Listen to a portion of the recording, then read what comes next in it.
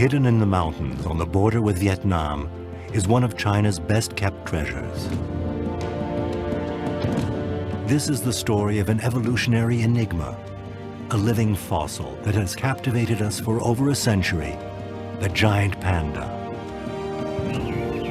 Today we are going to take you on a surprising journey into the heart of the giant panda's natural habitat and reveal what we can do to save this extraordinary and complex animal. This rare creature receives star treatment around the world, a measure of how much the panda has captured public imagination.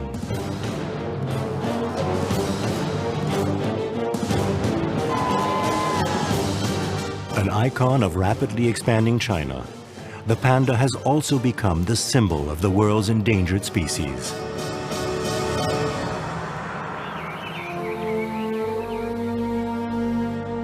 Known as Papa Panda, Professor Pan Wen-shi has spent 15 years of his life among the wild pandas, observing and studying their behavior. Today he's returning to panda territory to evaluate the future prospects of the wild panda. In the heart of Sichuan, we followed the work of scientists and caregivers in a breeding center. They work night and day to guarantee the panda's survival. This is the story of a fragile world. A millennial treasure that has yet to reveal all of its secrets.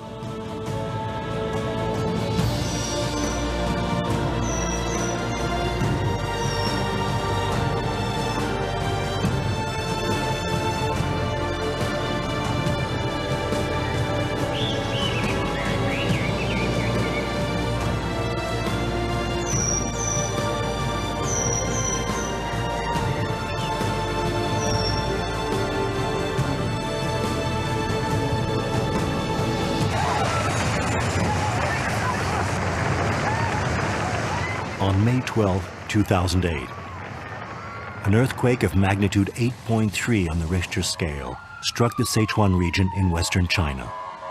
In 3 minutes, entire cities were wiped off the map. This is where our story begins.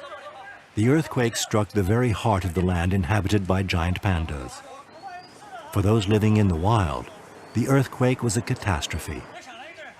But for the 63 pandas taking part in the first conservation program, the disaster revealed the extraordinary commitment of their caregivers. Despite being at the center of the earthquake and its hundreds of dangerous aftershocks, these men and women risked their lives to save the pandas, caring for them as they would their own children.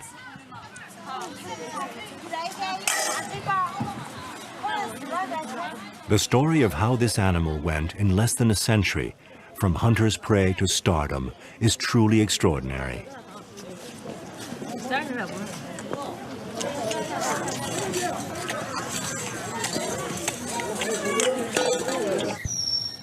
For biologists, this creature, which looks more like a giant teddy bear than a wild animal, remains a genuine mystery. A species with such a fragile and unique constitution shouldn't have survived under the evolutionary law of nature. But it has survived for more than 8 million years. At first, the panda bear was carnivorous, like most of its bear cousins. And then, suddenly, it lost its taste for meat. That was over 4 million years ago. Now a vegetarian, the panda began to chew bamboo, pounds and pounds of bamboo each day. Coincidentally, at that time, China was covered in bamboo. But their hunger for the plant would eventually cost them dearly.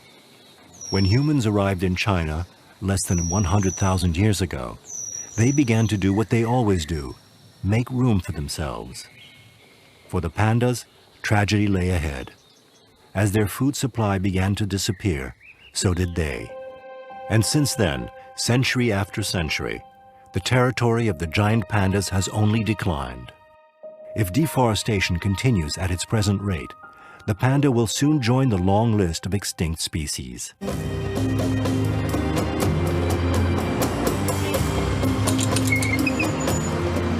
Here in the Sichuan capital of Chengdu, population 14 million, we are far from the last natural habitats of the wild pandas.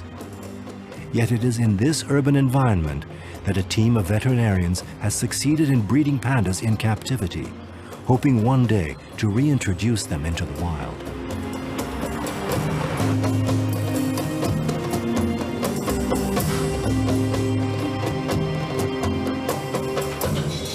It's 11 o'clock in Chengdu. Sheltered from the bustle of the city, a team of young trainers and vets care around the clock for a new generation of baby pandas, born at the center 3 months earlier.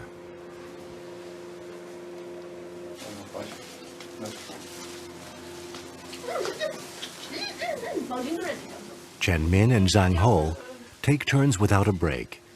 Every step is made according to plan, each operation adhering to an extremely rigorous protocol.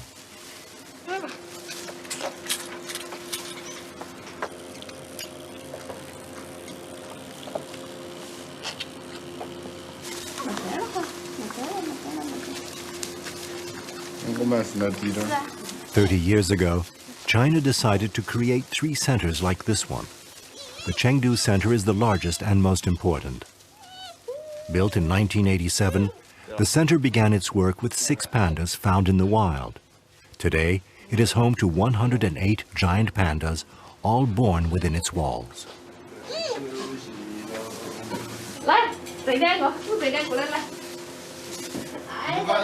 Come on, you twins. Stay together. Come here, I'm going to help. There you go. One after the other.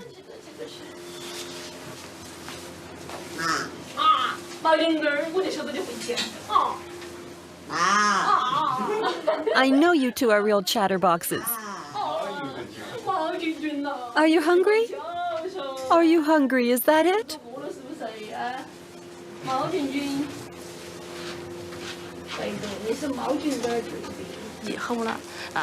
I spend more time taking care of pandas than my own son. Luckily, my parents are there to help out. They bring him back and forth to school.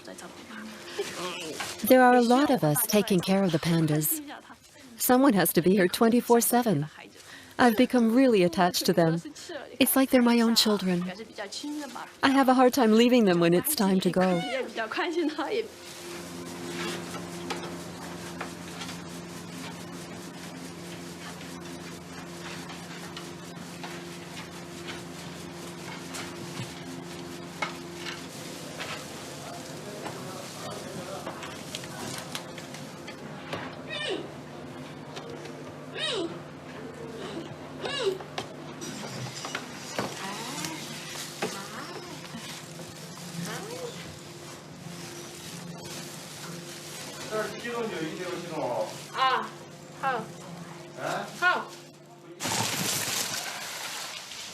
Each panda is given over 100 pounds of bamboo each day. To avoid nutritional deficiencies, Chen Min prepares dietary supplements fortified with vitamins and minerals.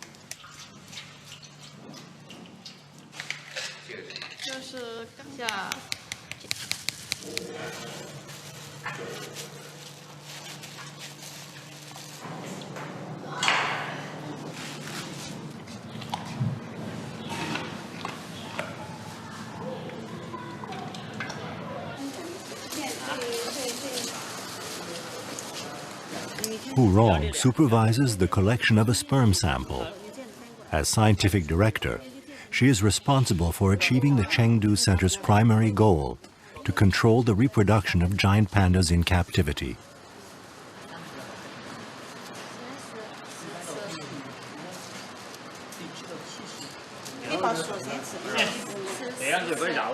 This is no easy task. Female pandas are only in heat 2 or 3 days a year. In case no male is available at the time, the center keeps a supply of sperm frozen in liquid nitrogen. After a sample is taken and before the insemination, Hu Rong examines the sperm's viability under a microscope.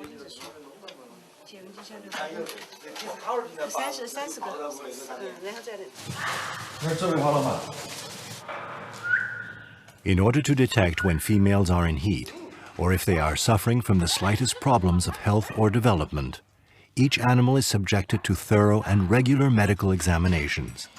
They grow used to them. Blood samples are taken so frequently that the pandas are comfortable with the procedure. At Chen Min's request, the panda sits and calmly extends its paw, long enough for the veterinarian Yang and his assistant to draw 3 small vials of blood. This surprising conditioning allows the team to avoid general anesthesia, which always comes with a risk.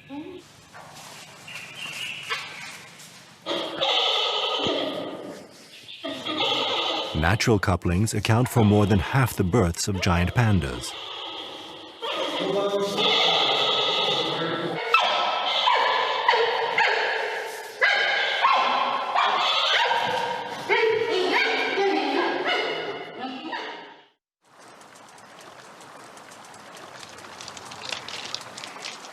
In the 1980s, Pan Wenxi, a professor at the University of Beijing, was the first to sound the alarm. In order to unravel the mystery of the giant pandas and to find ways to better protect them, Wenxi decided to travel to their last refuge. He spent 17 years in the mountains of Qinling. Day after day, he earned the trust of the small population of wild pandas, growing closer to them. He was even able to witness a birth. He named the female Jiao Jiao and her baby Xiwang, Hope. Jiao Jiao became his favorite panda. He lived by her side for the next 10 years and was present for 6 births.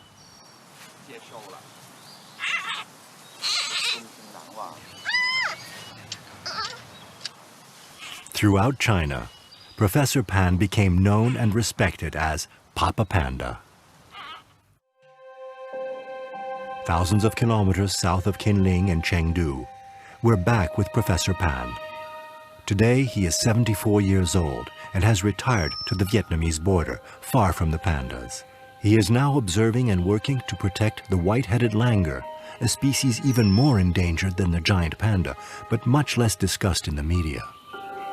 But one cannot forget an animal as endearing as the panda. Every night, he works on a new book that gathers the results of his 17 years of research in Qinling.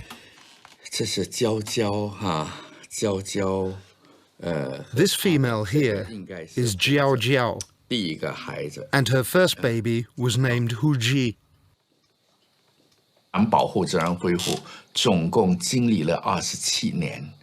The protection of the environment hasn't changed much in the last 27 years. Sadly, the panda's territory isn't continuous. It looks like small islands. Even if deforestation is outlawed now, human activity goes on. People harvest rice and corn near the border of the panda's territory. Today, the 2 main panda territories are very small. They barely cover 700 square kilometers, and they're mainly home to females.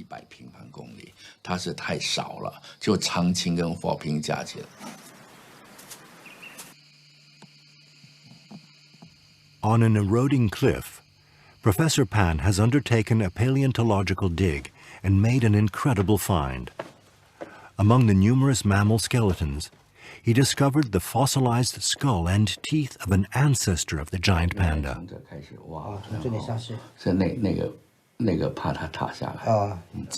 We discovered this skull deep in the cave.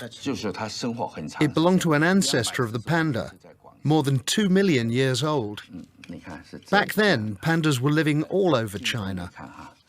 Take a close look at this jaw. The incisors are here, and we can see the premolars at the back. They're a little damaged. 8 million years ago, the panda evolved into a type of bear about the size of this small dog.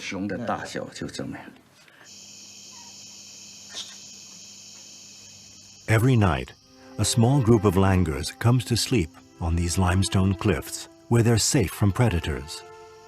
Professor Pan is the first person to show an interest in their fate, just as he did 30 years ago for the giant panda.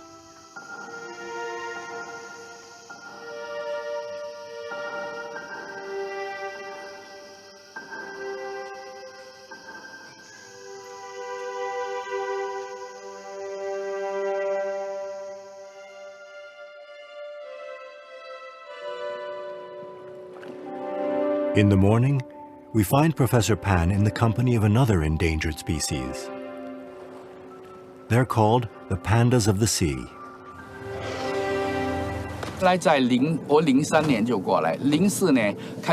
I came here for the first time in 2003 to study the white dolphins.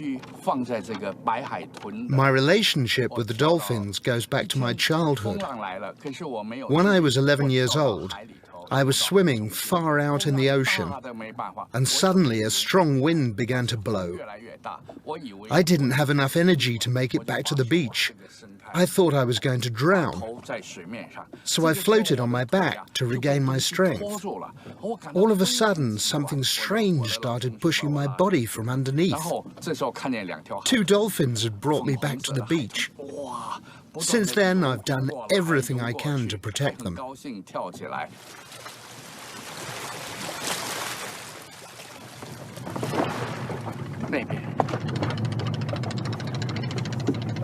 Although the professor might think of his days in Kinling as over, it's not easy to forget the story that linked him to the pandas. Thousands of kilometers away, one of his former trackers suddenly needs his help. One of the historic sites where wild pandas could still be observed has just been devastated by torrential rains. An entire face of the mountain collapsed, in the same location where Pan had once conducted his research. Since then, no one has seen the pandas. Where are they? Did they survive? The professor decides to travel there in person to survey the damages. He reunites his old team of trackers. They set out on an expedition to assess the situation and find out if the wild pandas are still in the region. There is much at stake. Since the catastrophe, no one has laid eyes on the panda. It's the middle of March, mating season. Now is when the pandas descend into the valleys in search of young bamboo shoots. It's the best time to spot the pandas and make contact with them. It is also in March that Pan was able to take his best photographs during his research. During the rest of the year, pandas are solitary, shy of humans, and discreet. One can walk right past them without realizing it.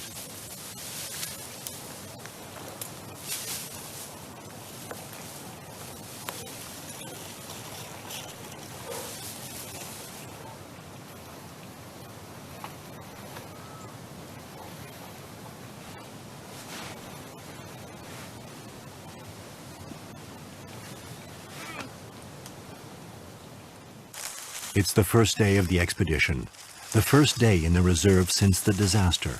Today, Pan is too old to explore the steep slopes of Kinling. He stays back at the base camp so as to not slow down the team of trackers. They will be his eyes and ears and bring him daily reports of their observations. After hours of walking, they are alarmed by what they see where numerous pandas once made their nests. Dead animals are an indication of the devastation of what were once bamboo forests.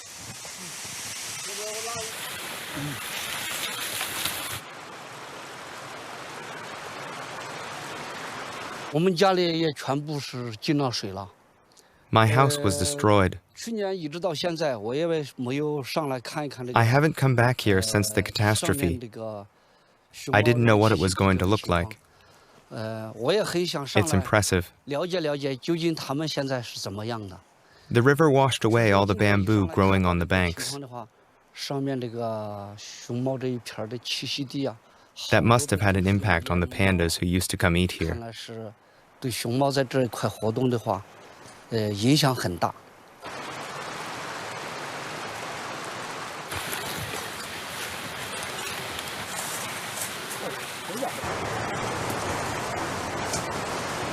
Follow me. We're going deeper in. Last year, you could see some up there. The day has not been fruitful. They have just found a few marks on a tree, sadly too old to be of any use. A lone takin is disturbed in his sleep by the team. Night falls on the valley, which remains tragically silent. Pan remembers how long it took him to find the pandas and hopes that his team's patience will soon pay off. Usually, around this time of year, The valley echoes with the calls of females and the sounds of males fighting. Each panda carefully marks trees, leaving behind a strong odor that serves as an identity card.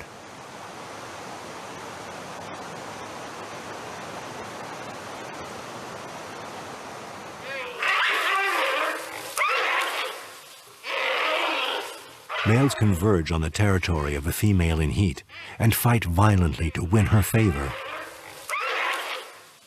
Meanwhile, the female sits perched on a tree, awaiting the outcome of the battle. The loser of the fight must now retreat and let the dominant male ensure his offspring.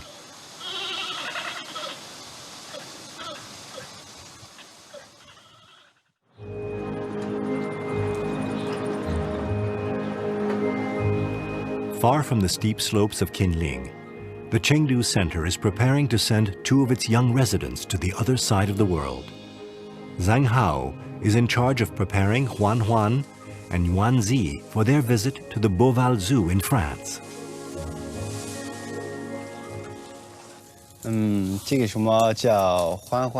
She's called Huan Huan, and he's Yuan Zi. They were born in 2008, just after the Wulong earthquake.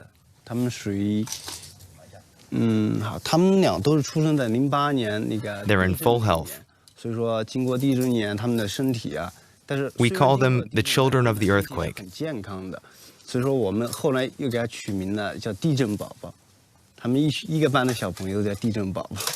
They're not related. That's why we put them together. They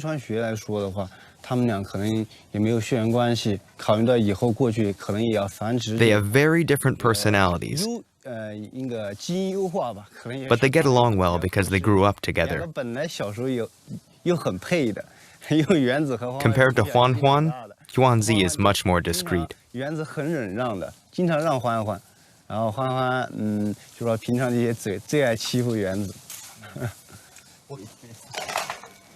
Rodolphe Delors, the director of the Beauval Zoo, has made the trip to collect his pandas.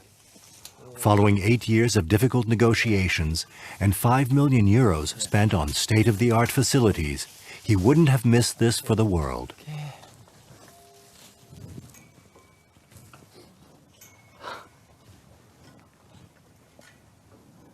Hello. Yeah. Since the 1960s, the Chengdu research base of giant panda breeding has been commissioned by the China Zoo Association to loan pandas to the United States, Japan, South Korea, Spain, the United Kingdom, France, and other countries, in order to cooperate on research into the international protection of breeding.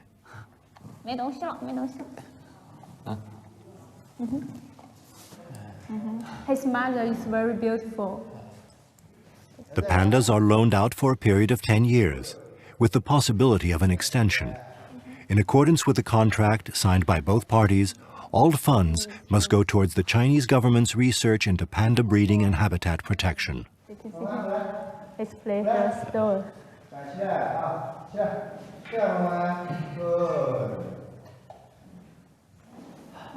Yeah, it's okay. Just one apple. In the 1980s and 1990s, the giant panda was regarded as perhaps the country's best ambassador, a symbol of friendship between the Chinese government and host countries.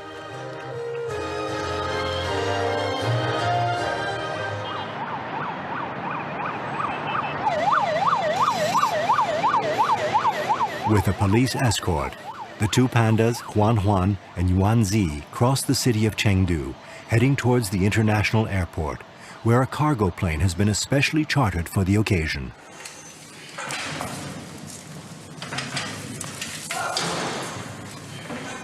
Today, beneath all the commotion, renting out pandas is more than just a question of money.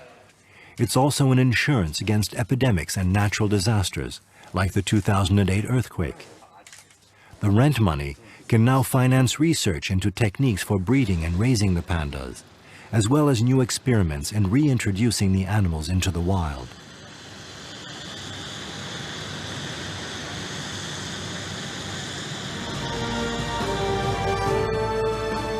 A welcome party fit for a head of state is awaiting our ambassadors. After spending 12 hours in a chartered flight, Huan Huan and Yuanzi arrive at their final destination, the Zoo Park de Beauval in France. The first panda to leave China was sent, but after its death, to the Paris Museum in 1869. It was a sensation, and for 60 years, it whet the appetites of every big game hunter who saw it. It was Ruth Harkness who in December 1936 brought the first living panda to the United States, naming it Su Lin, meaning a little bit of something very cute. Su Lin immediately made headlines, first in America and soon across the world. A star was born.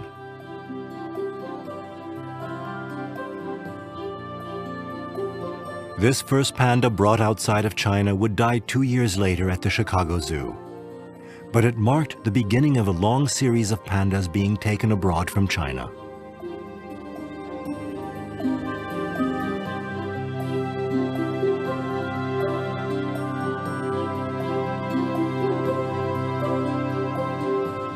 A panda mania swept the globe to the point that in 1961, the Worldwide Fund for Nature chose the panda as its symbol.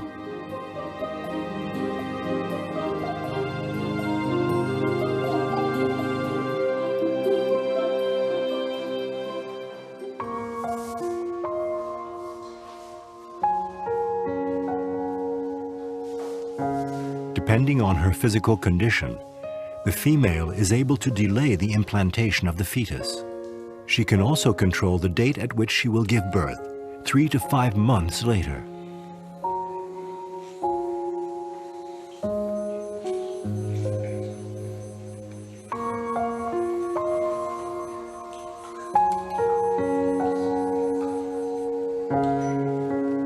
Exhausted by the pain of her contractions, the female seeks positions that will provide relief.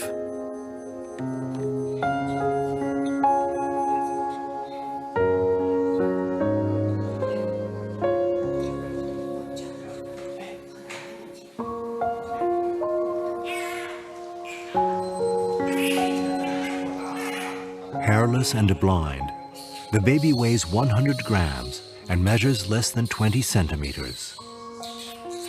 Its first black spots will appear in a week, and its eyes will not fully open for the next 2 months. Sometimes female pandas give birth to twins. In nature, sadly, the weaker of the two rarely survives. But at Chengdu, it is immediately cared for by the veterinarians.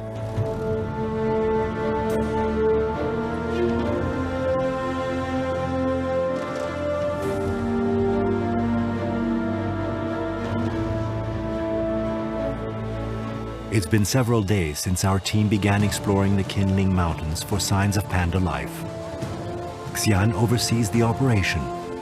This young tracker was born in these mountains. He grew up following his father and Professor Pan on their expeditions. He knows every nook and cranny.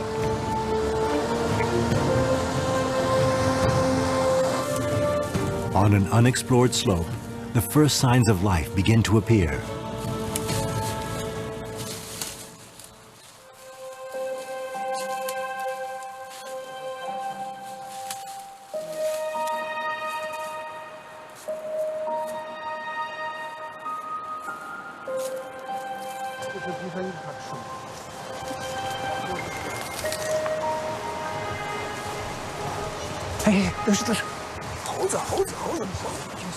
Suddenly, in the trees above the bamboo, the trackers notice the presence of snub-nosed monkeys.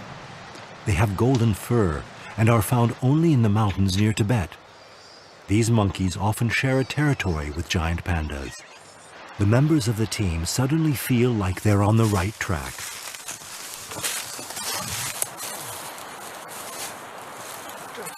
Look how many there are. Then Hu Wanzin makes a new discovery, panda droppings. They're a few weeks old, but it's the first sign that pandas have returned to the valley. At the foot of a large rock, he notices a strange marking on a tree. He ate here. There are lots of teeth marks. These tracks here are more recent. It's a male. He looks fierce. Panda hair.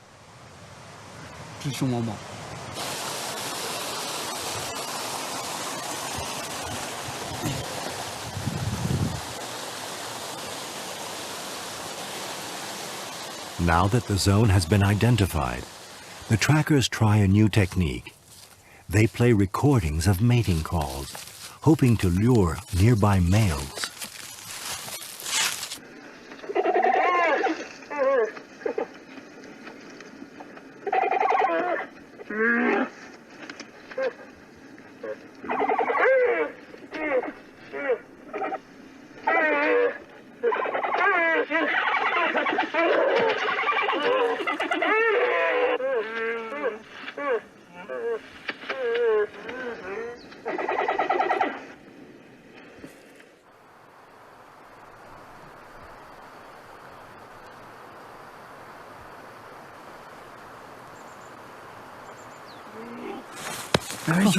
I heard it. The cries we've heard must have come from here. Can you hear me? Yes, yes. The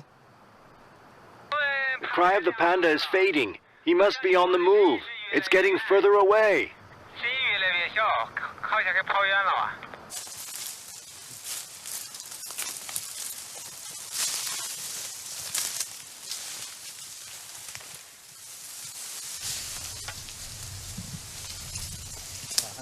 Look.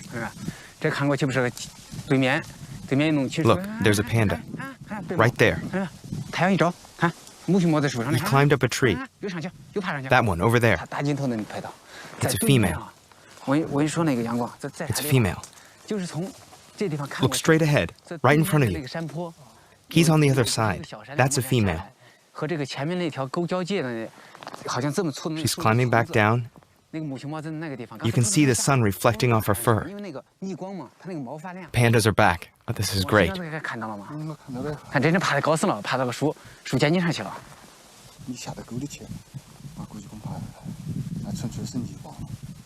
Did she come down to the right or left? Right side. The team decides to relay their position to Professor Pan so that he may come join them. For the professor, it's the signal he's been waiting for. He knows the region like the back of his hand, and he'll only need a half-day's walk to join the trackers.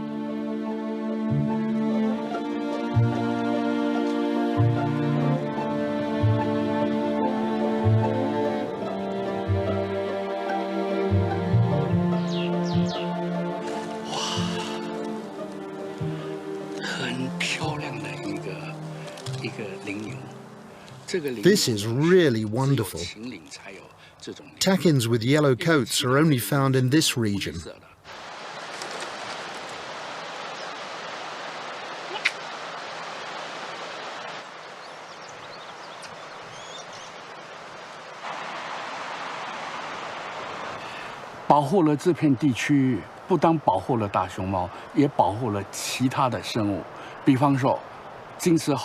When we protect these mountain forests, we protect more than just the giant pandas. We save other species, like the snub-nosed monkey. It's specific to this region too. There are two groups here, a big and a small one. In the big group, there are 3 females and their children. That's a standard family structure for the snub-nosed monkey.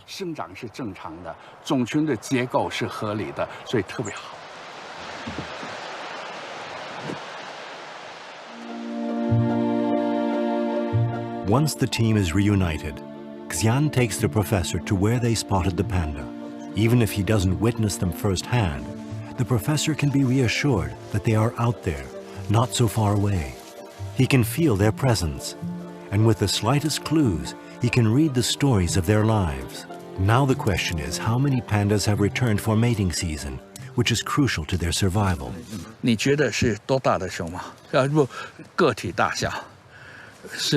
How big do you think this panda is? I think it's an adult. This one is bigger.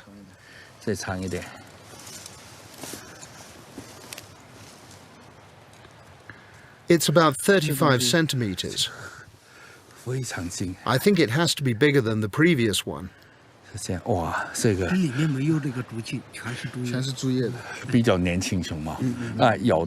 I don't see any traces of bamboo shoots, just chewed up leaves. That's a sign of good health. See? It doesn't smell bad. It smells like bamboo. Do you want to smell it?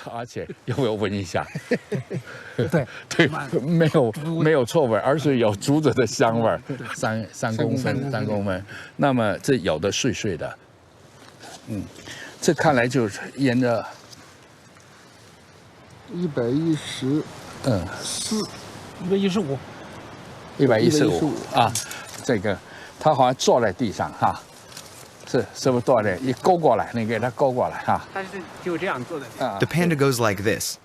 He pulls a shoot toward him and eats all the leaves. Then he throws the shoots away.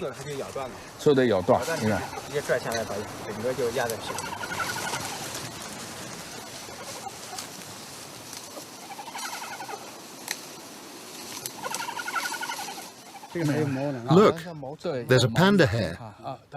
We can extract DNA from it to learn about its genealogy. There's even a root on it.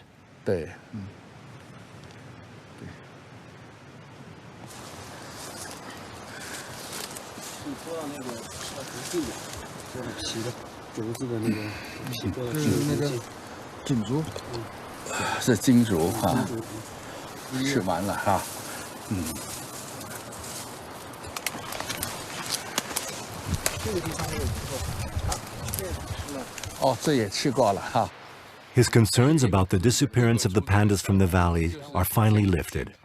Looking drawn after long days of walking, the professor can now return to the village, his heart less heavy.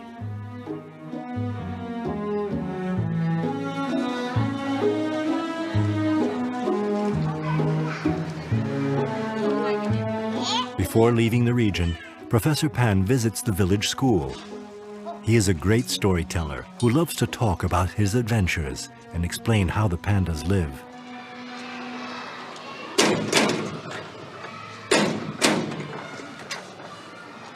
Hello. I'm here to talk to the kids about giant pandas.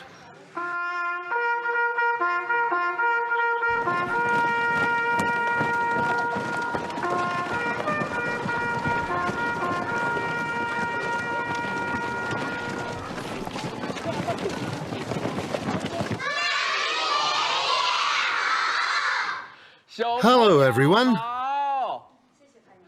Please, sit down. Do you know what I used to do in the mountains when I was young? I watched the wild pandas.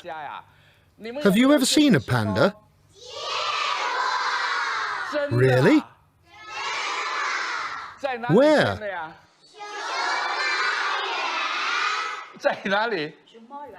Okay, that's very good. But have you ever seen a wild panda in the mountains?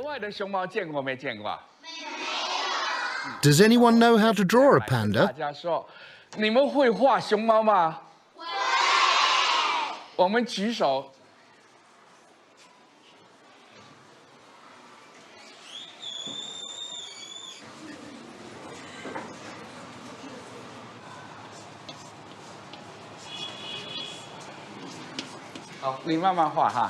No one else knows how to draw a panda?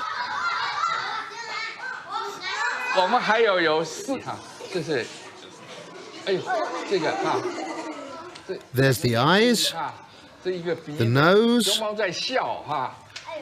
These are some very happy pandas, aren't they?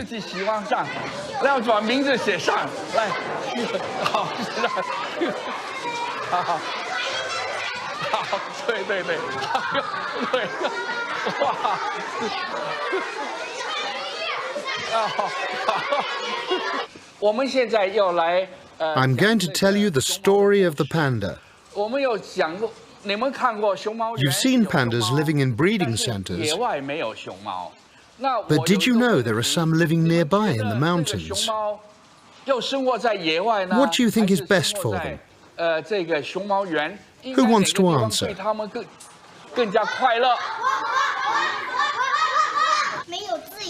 No, they're not free.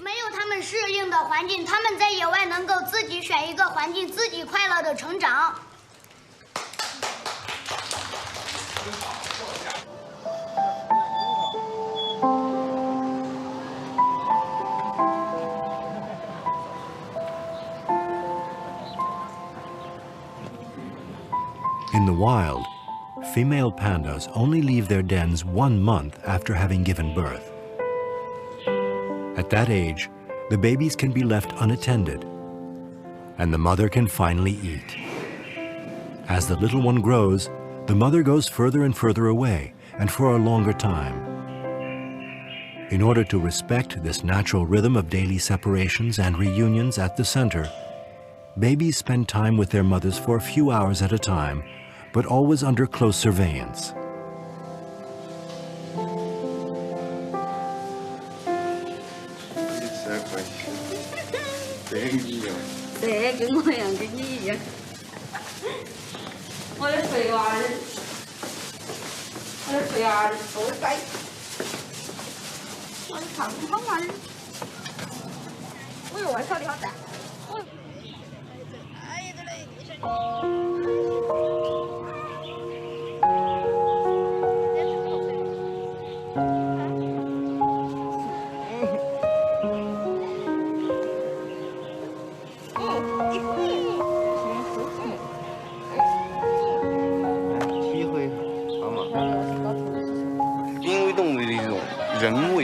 We have to do everything we can to save them.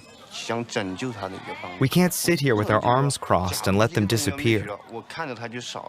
Once we've mastered the reproduction and have enough births, then we can begin introducing them back into the wild and give them their freedom.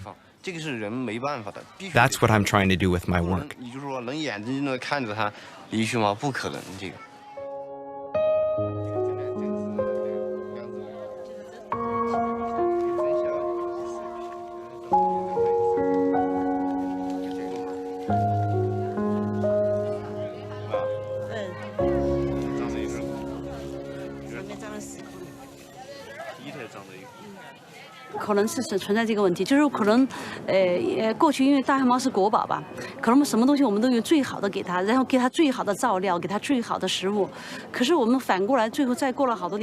pandas are a national treasure. Here, they receive the best care. We give them the best food. But I think we went a little too far. We're now trying to make up for our mistakes. Today, we're starting a Return to the Wild program.